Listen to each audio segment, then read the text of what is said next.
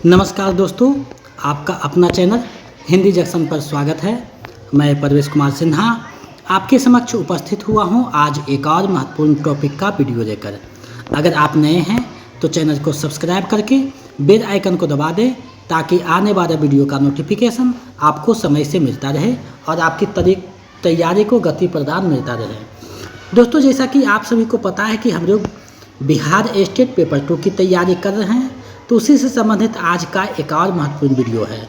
आप लोग वीडियो के एक एक पॉइंट को अच्छे से देखिएगा और अंत में जो MCQ है, PYQ है, उसको भी देखिएगा ताकि आपका तैयारी जो है बेहतर हो सके। तो दोस्तों, आप लोग अंत तक बने रहिएगा। देखते हैं आज कौन सा टॉपिक को देखने वाले हैं।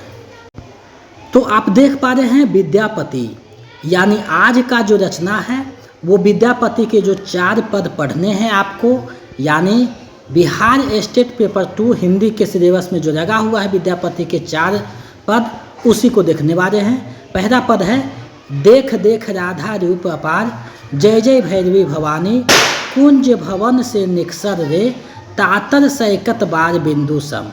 तो ये जो 4 पद आपको पढ़ना है उन्हीं पदों को देखेंगे। अगर आप वीडियो के अंत तक बने रहिएगा तो आपको इस टॉपिक से जितने भी प्रश्न पूछे जाएंगे, 1-2 प्रश्न जो पूछे जाते हैं उसका आंसर आप बहुत अच्छे से कर पाएंगे। तो वीडियो के अंत तक देखिएगा। और अगर आप BPSC 4.0 की तैयारी कर रहे हैं या फिर UGC नेट का कर रहे हैं तो उसके लिए भी ये वीडियो जो है काफ़ी लाभप्रद है, क्योंकि विद्यापति हर एक जगह से प्रश्न में रहते हैं। तो प्रश्न में जो है विद्यापति से संबंधित पूछे जाते हैं तो उसी को देखेंगे। आप लोग अगर Bihar state paper 2 PGT Hindi की तैयारी कर रहे हैं तो ये वीडियो आपके लिए लाभप्रद है। तो आप लोग हिंदी जंक्शन से जुड़िए, अपनी तैयारी को बेहतर कीजिए। हिंदी जंक्शन मतलब पक्का सिलेक्शन। तो स्टेट में 100% अभ्यर्थियों का रिजल्ट रहता है स्टेट में, तो आप अपना भी जो टारगेट है उसको पूरा कीजिए। अगर आप Bihar state paper 2 PGT Hindi का notes practice set previous set पाना चाहते हैं तो हमारे नंबर 7261815307 पे आप पेमेंट कर सकते हैं 199 रुपया, और उसका स्क्रीनशॉट व्हाट्सएप कर दीजिएगा तो हम इधर से आपको PDF उपलब्ध करवा देंगे, जिससे आपका तैयारी बेहतर हो जाएगा। तो आप लोग तैयारी करते रहें, वीडियो के अंत तक बने रहिएगा। तो चलिए देखते हैं आज कौन सा टॉपिक है, उसके एक एक बिंदुओं को, और अंत में जो है इससे संबंधित जो महत्वपूर्ण MCQ है उसको भी देखेंगे। तो आप देख पा रहे हैं विद्यापति के पद, यानी विद्यापति के जो 4 पद पढ़ने हैं उन्हीं 4 पदों को आपके समक्ष रखेंगे।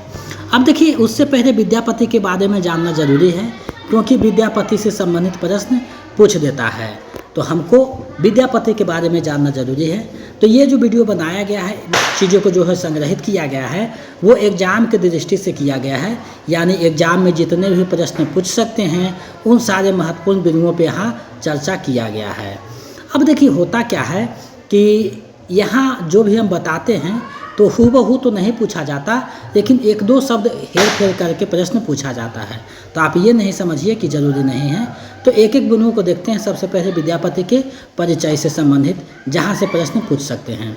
इससे पहले जितने भी लेक्चर हुए हैं, प्रैक्टिस सेट प्रीवियस सेट हुए हैं, अगर आप नहीं देखे हैं तो वीडियो के डिस्क्रिप्शन में लिंक लगा हुआ है, आप वहाँ से देख सकते हैं, अपनी तैयारी को बेहतर कर सकते हैं। तो देखिए, विद्यापति का जो जन्म है मधुबनी बिहार के विस्पी ग्राम में हुआ था, यानी विस्पी नामक ग्राम में हुआ था। इनका जन्म जो है 14वीं से 15वीं सदी के मध्य माना गया है। कुछ विद्वान अनुसार जो इनका जन्म है 1350 से 1450 के बीच जो है 1350 माना जाता है, और मृत्यु 1450। इनके पिता का नाम गणपति ठाकुर तथा पितामह यानी दादा का नाम जयदत्त संत थे। वे योगेश्वर नाम से प्रसिद्ध थे। आगे बढ़ते हैं। गुरु का नाम जो है पंडित हरि मिश्र था। पत्नी का नाम चंदा देवी या चंपाती देवी था। विद्यापति जो है संस्कृत, प्राकृत, अपभ्रंश, मैथिली, ब्रजबोली, बंगला और हिंदी के पंडित थे। ये तिरहुत के राजा शिव सिंह एवं कीर्ति सिंह के दरबारी थे। देखिए, ये प्रश्न पूछा जाता है हमेशा कि विद्यापति जो थे किसके दरबारी कवि थे, तो शिव सिंह और कीर्ति सिंह दोनों के जो है दरबारी कवि थे। अब आगे बढ़ते हैं। राजा शिव सिंह ने विद्यापति को बिपसी गांव दान में दिया था। राजा शिव सिंह ने विद्यापति को अभिनव जयदेव की उपाधि से विभूषित किया था, यानी विद्यापति को अभिनव जयदेव से जो विभूषित किया था शिव सिंह ने किया था। अब देखिए विद्यापति जो थे वो शैव संप्रदाय के कवि थे, यानी ये जो थे वे शैव संप्रदाय के कवि थे। तो ये भी पूछा जाता है विद्यापति पे किसका प्रभाव था, तो शैव दर्शन के प्रभाव था। विद्यापति को भक्त कवि मानने वाले में हजारी प्रसाद द्विवेदी, चैतन्य महाप्रभु तथा श्याम सुंदर दास थे, यानी ये सब जो है भक्त कवि मानते हैं। आचार्य रामचंद्र शुक्ल ने विद्यापति के श्रृंगारी कवि को मानते हुए पदावली संदर्भ में लिखा है, आध्यात्मिक रंग के चश्मे आजकल बहुत सस्ते हो गए हैं। अब देखिए ये जो कथन है ये विद्यापति के लिए कहा गया है। किसने कहा है, तो रामचंद्र शुक्ल ने कहा है। तो ये ध्यान में रखिएगा क्योंकि यहाँ से कथन डायरेक्ट आ सकते हैं कि आध्यात्मिक रंग के चश्मे आजकल बहुत सस्ते हो गए हैं। किसके लिए कहा गया है, तो विद्यापति के लिए कहा गया है। किसने कहा है, तो रामचंद्र शुक्ल ने कहा है। भी ये पॉइंट है। आगे श्याम सुंदर दास के अनुसार हिंदी के वैष्णव साहित्य के प्रथम कवि विद्यापति हैं। उनकी रचनाएं राधा कृष्ण के पवित्र प्रेम से ओतप्रोत है। तो ये बिंदु महत्वपूर्ण है। विद्यापति ने कीर्तिलता को कहानी कहा है। अब देखिए विद्यापति की एक रचना है कीर्तिलता, जिसको वो स्वयं कहानी कहा है।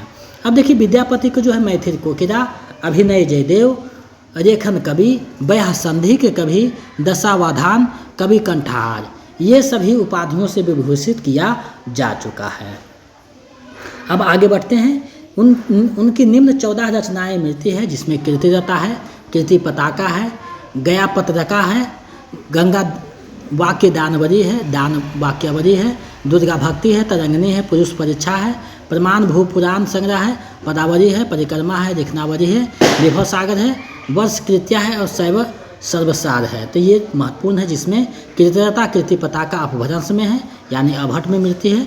पदावली जो है मैथिली भाषा में है, बाकी शेष ग्रंथ जो है यानी पुरुष परीक्षा ये सब जो है वो संस्कृत में है। तो ये ध्यान में रखिएगा।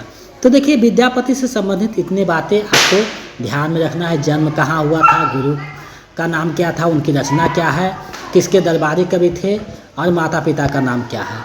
तो ये सारे जो है परीक्षा की दृष्टि से महत्वपूर्ण है। तो यहाँ जो भी हम बता रहे हैं आपको परीक्षा की दृष्टि से बता रहे हैं। अब देखिए पद है, तो देखिए पद का छोटा छोटा नाम दिया गया था, देख देख राधा रूप अपार, तो ये दिया गया था। अब ये पूरी पद आपको पढ़नी है। तो यहाँ देखिए पूरी पद आपको देखने को मिल रहा है।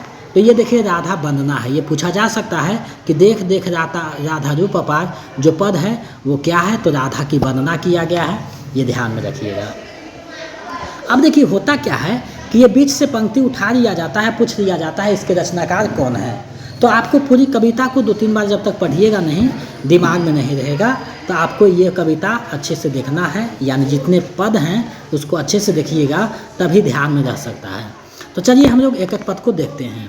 देख देख राधा रूप अपार, अपूरब के बिही आनी, मिराओ लिखित तर रावनी सार, अंगही अंग अनरगर मुरछायत, हेराए परे अथीर, मनमथ कोटि मथन करूं, जे जन से हेरी मही मधिगीर, कत कत रखमे चरण तर, न्योछर रंगनी हेरी विभोरी, करु अभिराख मानही पद पंकज, आहो निशी कोर अगोरी। अब देखिए यहाँ जो पद है इसकी व्याख्या को देखते हैं। यानी ये जो प्रस्तुत पंक्तियाँ हैं रामवृक्ष बेनीपुरी द्वारा संपादित विद्यापति पदावली अवतरित से अवतरित है। इन पंक्तियों में राधा के जो अनुपम सौंदर्य है उसका चित्रण किया गया है। कवि राधा के सौंदर्य का वर्णन करते हुए कहते हैं कि देखो देखो राधा के जो अनुपम सौंदर्य की ओर देखो। राधा के सौंदर्य को देखकर ऐसा लगता है मानो विधाता ने इस पृथ्वी पर विद्वान सारे सौंदर्य तत्वों को लेकर मिला दिया है। आगे लिखा गया है, उसके शारीरिक सौंदर्य को देखकर कामदेव भी अधीर होकर मूर्छित हो जाता है। कहने का भाव यह है कि राधा के अनुपम सौंदर्य को देखकर सौंदर्य का देवता कामदेव भी व्याकुल हो उठता है। भले ही श्री कृष्ण अपनी सुंदरता से करोड़ों कामदेव को रजित करने में सक्षम हो, परंतु वे भी राधा के अनुपम सौंदर्य को देखकर पृथ्वी पर गिर पड़ते हैं। कवि कहता है कि राधा की सुंदरता को देखकर कितनी ही लक्ष्मियाँ अपने आप को उसके चरणों पर न्यौछावर कर देती है और ना जाने कितनी ही सुंदरियाँ राधा के सौंदर्य को मुग्ध होकर देखती रहती है। वे सुंदर नारियों अपने मन में अभिलाषा करती है कि वे राधा के चरण कमल को दिन रात अपनी गोदी में रहकर उनकी रखवाली करे। कहने का भाव यह है कि राधा का सौंदर्य न केवल पुरुषों को बल्कि सुंदर युवतियों के हृदय को भी अपनी ओर आकर्षित करने में सक्षम है। अब देखिए यहाँ जो है उनके चरण को अगोरने का बात किया जा रहा है, यानी राधा के चरण को। आगे है दूसरा पंक्ति, यानी दूसरा पद जो पढ़ना है वो है देवी वंदना, यानी देवी वंदना है, जिसमें आप लोग देखिए, यहाँ देखिए पद है, जय जय भैरव असुर भावनी पशुपति भागनी माया सहज सुमति बर दियो गोसाऊ निगुणमति गति तुआ पाया बासर रैनी सवासन से भिच चरण चंद्रमणि चूड़ा कतओक दैत्य मारी मुआ मेरर कतओ उगरी कै कोड़ा सामर बरन नयन अनुरंजित जरद जोग फुर को का कटकट विकट ओठ पुट पड़े धूर फेन उठ फ्योका घन घन घनाए घुघुर कत बजाए हन हन कर तुआ काता विद्यापति कवि तुआ पद सेवक पुत्र विसरु जनी माता। यहाँ जो पंक्ति है देवी की वंदना है। इसमें देखिए प्रस्तुत पंक्तियों में जो राम वृक्ष बेनीपुरी द्वारा संपादित है, इन पंक्तियों में जो है मंगलाचरण की परंपरा का अनुसरण करते हुए कवि ने देवी भागवती की वंदना की है। कवि देवी भागवती की वंदना करते हुए कहते हैं कि राक्षसों को भयभीत करने वाली हे भैरवी, हे रुद्र पत्नी, हे माया, तुम्हारी सदा ही जय हो। हे गोस्वामिनी, मुझे ऐसी सहज स्वाभाविक सद्बुद्धि का वर प्रदान कीजिए ताकि मैं केवल तुम्हारे चरणों को ही एकमात्र शरण मानकर उनका ध्यान धारण करूं। हे भूत भवानी, आप दिन रात सबों के आसन पर विराजमान रहती हो तथा आपके चरण चंद्रमणि से युक्त चूड़ों से सुशोभित रहते हैं। हे देवी, आपने कितने ही दैत्यों को मार मार कर अपने मुख में डाल दिया, अर्थात उनका भक्षण कर दिया, और ना जाने कितने ही राक्षसों को अपने मुंह में चबा चबा कर उन्हें कुदा करके उगल दिया। तुम्हारा श्याम वर्ण का शरीर तथा तुम्हारे नेत्र लाल लाल हैं। इन दोनों के संयोग से अर्थात श्याम शरीर पर लाल नेत्र ऐसे दिखाई देते हैं मानो काले बादलों में लाल रंग का कमल खिला हो। हे देवी, आप भयानक रूप से दांतों को किटकिटाती रहती हो तथा दैत्यों का रक्त पीने के कारण आपके होठों से खून के झाग से बुलबुले उठते रहते हैं और आपके होठ ऐसे लगते हैं मानो अड़ोहर के फूल यानी उड़हुड़ के फूल खिले हों। हे देवी, तुम्हारे पैरों में बंधे घुंघरू से छन छन की ध्वनि उठ रही है तथा तुम्हारी तलवार से हन हन अर्थात मारो मारो की ध्वनि निकल रही है। कभी कहता है, हे माता, मैं तुम्हारे चरणों का सेवक हूँ, इसलिए अपने इस पुत्र को विस्मृत मत कर देना, अर्थात सदैव मुझ पर अपनी कृपा दृष्टि बनाए रखना। यानी ये जो पंक्ति थी इसमें देवी की वंदना थी।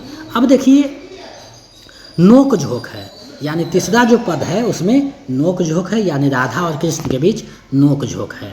तो चलिए उसको देखते हैं। कुंज भवन से निकसर रे रोकर गिरधारी, एक ही नगर बसु माधव है जनि करु बटमारी, छार कान्हा मोर आचर रे फाटत नव सारी, अपजस होत जगत भरी हे जानी करिया उघारी, संगक सखी अगु आयर रे हम एक सरी नारी, दामनी आय तुराइर ए एक राति अंधारी, भनई विद्यापति गाओर रे सुन गुणमती नारी, हरि के संग कछु डर नहीं है तो हे परम गवारी। अब देखिए यहाँ जो पंक्ति है इसमें नोक झोंक हुआ है, यानी राधा और कृष्ण के बीच नोक झोंक हुआ है, बहस हो रहा है। तो ये पद में जो है नायक नायिका के नोक झोंक से संबंध है। नायिका जो है कुंज भवन यानी लताओं से घिरा घर से निकल कर आगे बढ़ी कि गिरधारी अर्थात कृष्ण ने रोक लिया। नायिका कहती है, हे माधव, हम तो एक ही नगर के रहने वाले हैं, इस तरह राह के चलते तंग मत कीजिए। हे कान्हा, मेरा आंचल छोड़ दीजिए, मेरी साड़ी अभी नई नई है, फट जाएगी, मुझे छोड़ दीजिए। किसी ने देख लिया तो पूरे समाज में आपको अपयश होगा, मुझे भी सबके सामने उघार मत कीजिए। साथ की सभी सहेलियां आगे बढ़ गई है, मैं अकेली स्त्री पीछे रह गई हूँ।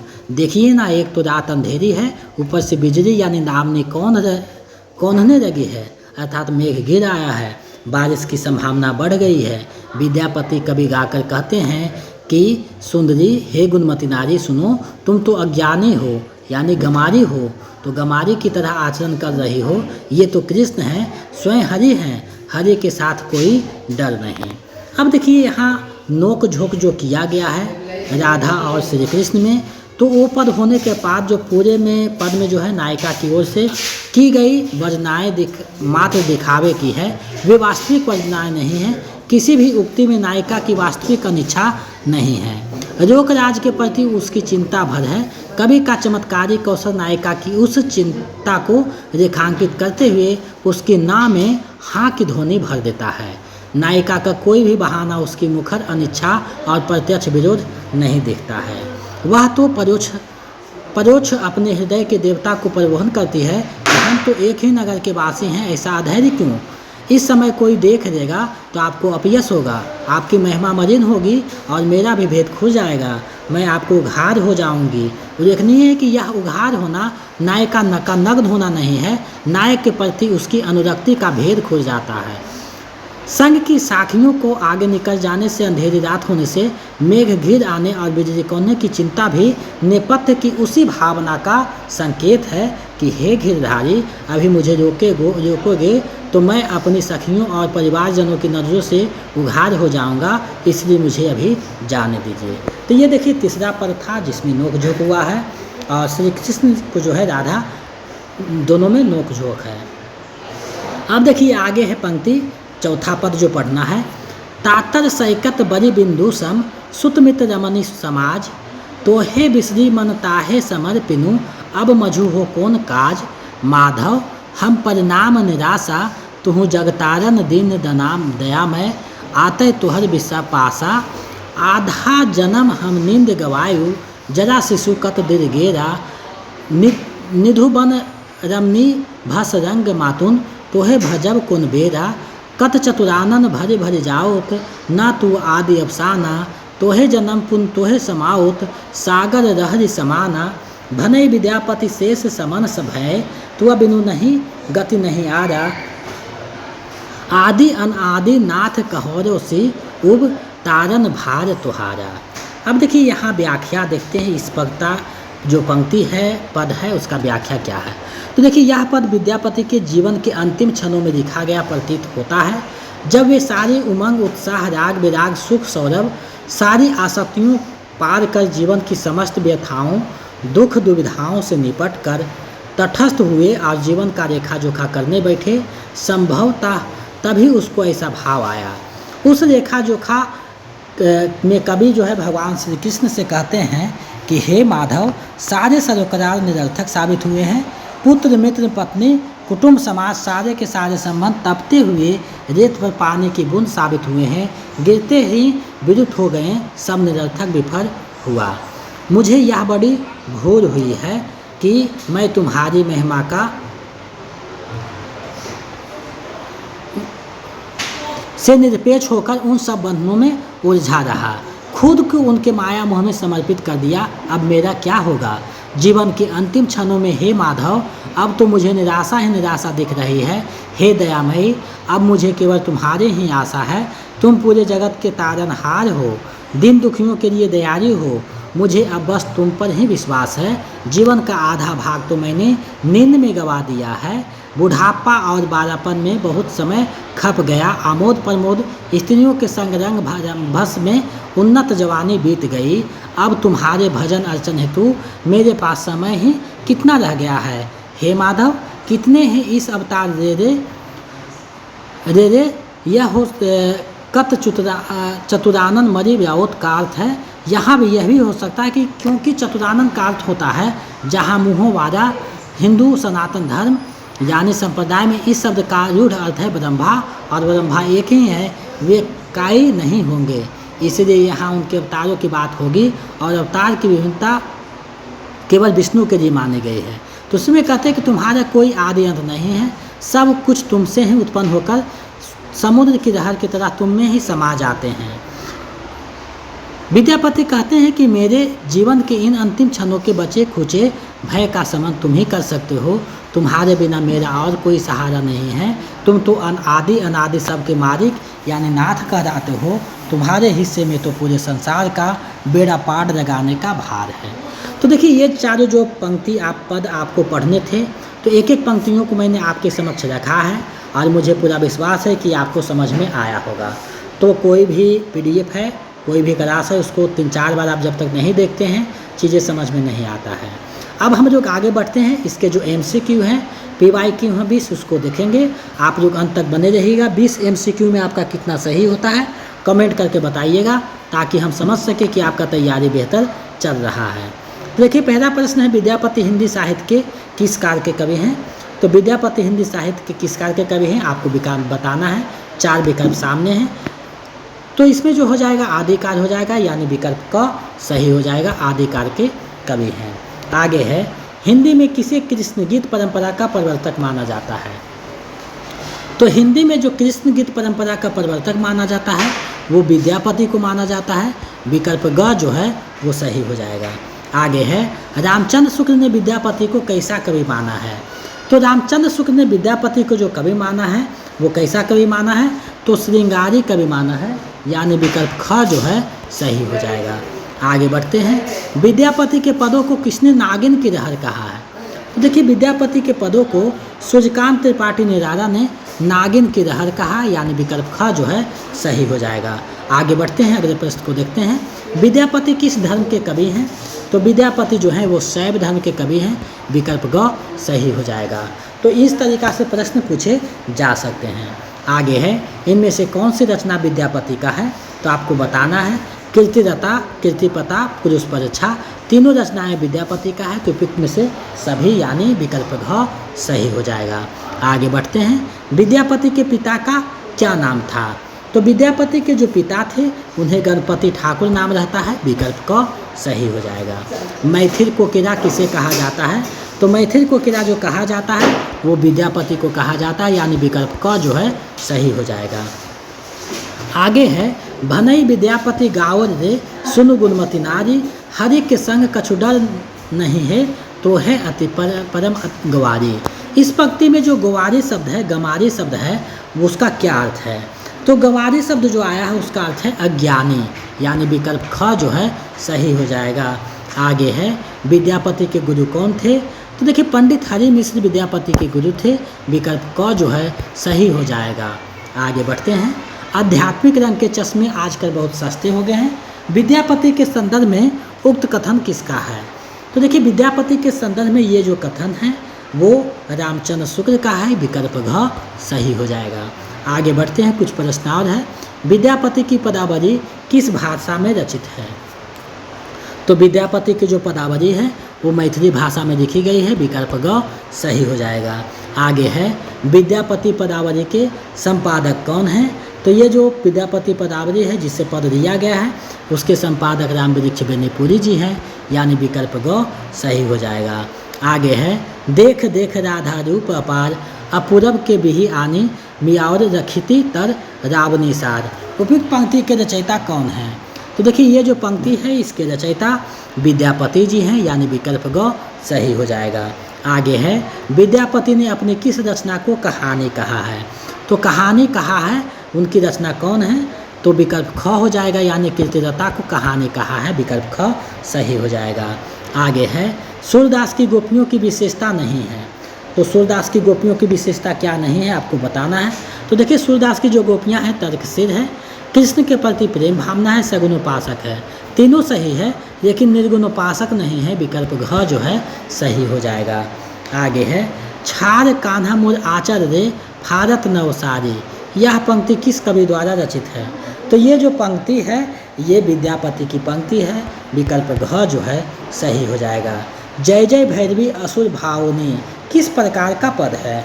तो देखिए ये जो पद है ये पद देवी वंदना है, विकल्प घ जो है सही हो जाएगा। तो देखिए जो वंदना ऊपर में बताया था कि देवी वंदना है, नोकझोंक है, राधा की वंदना है, ये सभी पूछा गया है। आगे है, करु अभिराख मन ही पद पंकज आहिन सिकोर अगोरी, कवि किसके कमर पद को अगोरने की बात कह रहे हैं? देखिए इस बार पंक्ति के माध्यम से राधा के जो पद हैं उसको अगोरने की बात कर रहे हैं, विकल्प ग जो है सही हो जाएगा। आगे बढ़ते हैं, इस वीडियो का अंतिम प्रश्न देखते हैं। दामनी आय तुराइर ए है एक अति रति भारी, इस पंक्ति में दामनी का क्या अर्थ है? तो ये जो पंक्ति है उसमें दामिनी का अर्थ है बिजली, यानी बिजली कौंध रहा है, बिजली चमक रहा है, इसलिए अंधेरा रात में बिजली चमक रहा है। तो राधा जो है वहाँ कृष्ण को कहती है, नोक-झोंक पंक्ति में ये दिखाया गया है। तो विकल्प ख सही हो जाएगा। तो आज हमने आपको विद्यापति के जो 4 पद पढ़ने थे उसको आपके समक्ष प्रस्तुत किया। हमें पूरा विश्वास है कि आपकी तैयारी में महत्वपूर्ण भूमिका निभाएगा। तो आपका 20 MCQ में कितना सही हुआ है कमेंट करके बताइए, ताकि हम समझ सकें आपका तैयारी सही ढंग से चल रही है।